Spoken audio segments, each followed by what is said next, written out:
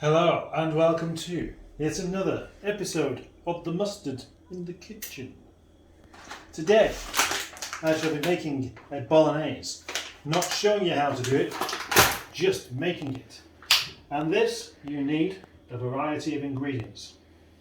Come on, you go. On. What we need basically is some meat, some mince. What's that was? A meow. So this is pork and beef mince. We need that. Onion, of course. Pepper.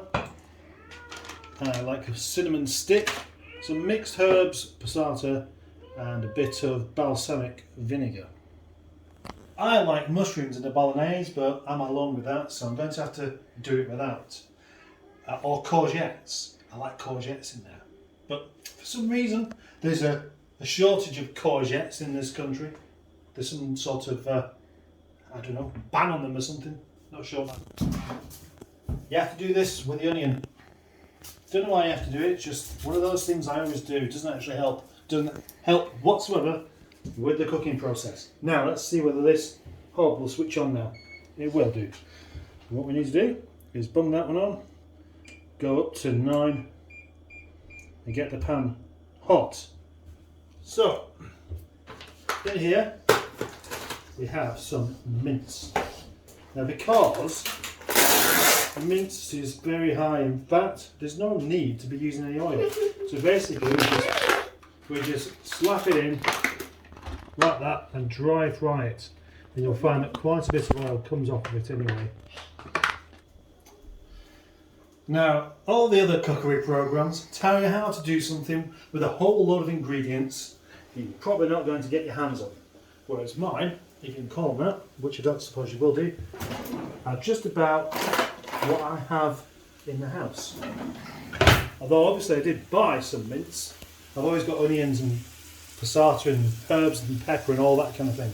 Which incidentally, you can also do with a little bit of salt as well. And garlic. I'll come to that afterwards. If you're a vegetarian or a vegan, I do apologise for this particular thing I'm making. Imagine if I didn't know what to do next. I'm going to put a little bit of salt in there, not loads, a bit more, and also the pepper. Now, you can't put too much pepper in things, can you? I don't think you can put too much pepper in things. I put pepper in everything. If I'm going to have cheese and toast or cheese sandwich, pepper goes on there. If I'm going to have some shredded wheat, pepper goes on there as well. There we go. Nice big splash of the old pepper.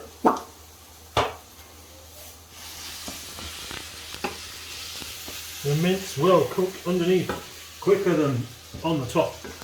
So, got to turn it around a little bit, as you can see. So, how long do you cook it for? Good question.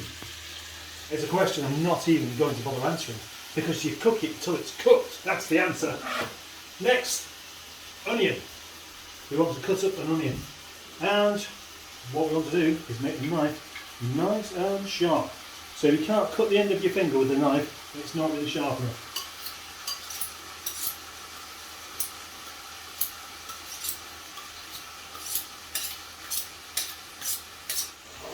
Cutting up the onions.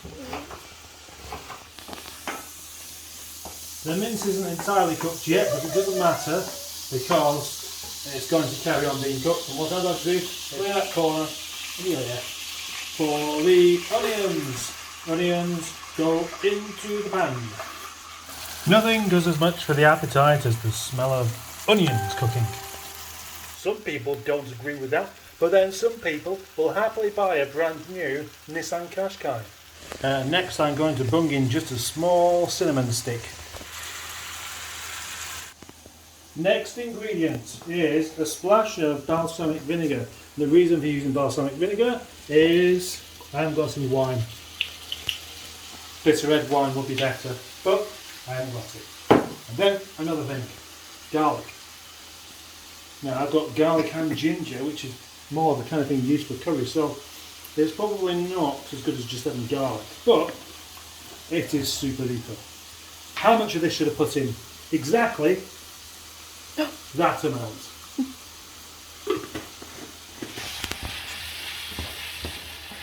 Oh. Could probably even put a bit more garlic in there actually. But should I? Or is that enough? Is it enough? Who knows? I think it's not. I think we want just a tad, just the tiniest amount more.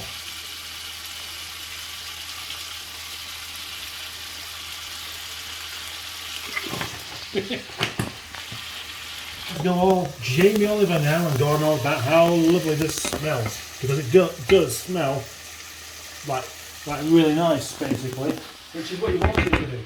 But that is what garlic does, and onions, and well, mince to a degree, unless you don't like mince. But if you don't like the smell of garlic or onions, I've done this. Yeah. Yeah. So, scissors. Easiest thing.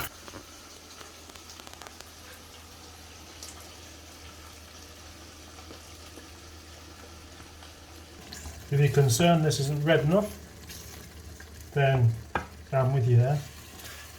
There'll be something I'll be doing about that in just a second. And tomato puree, which will give it an even more tomatoey flavour and make it more red. But that's redder than it looks, redder than what you can see. Put quite a bit of this in. That'll do. And now it's time to mix it all back up again. And then we put the herbs in. We put the herbs in last because the flavour will start to disappear off them if you put them in too early. This is just mixed herbs from Aldi. Everything's from Aldi pretty much. You could just use basil, but I like the flavour of having all of them, but I can't read that well enough to spell it. It's time to do some spaghetti. And there is spaghetti. Do you need me to show you how to cook spaghetti? No. Well, not really, no, because you just boil this in a pan, don't you? That's simply it. Now I'm going to cut up some cheese for the top. Just Aldi's cheese again. Aldi do good cheese. Traditionally, of course, you should use Parmesan, but that smells like smelly feet.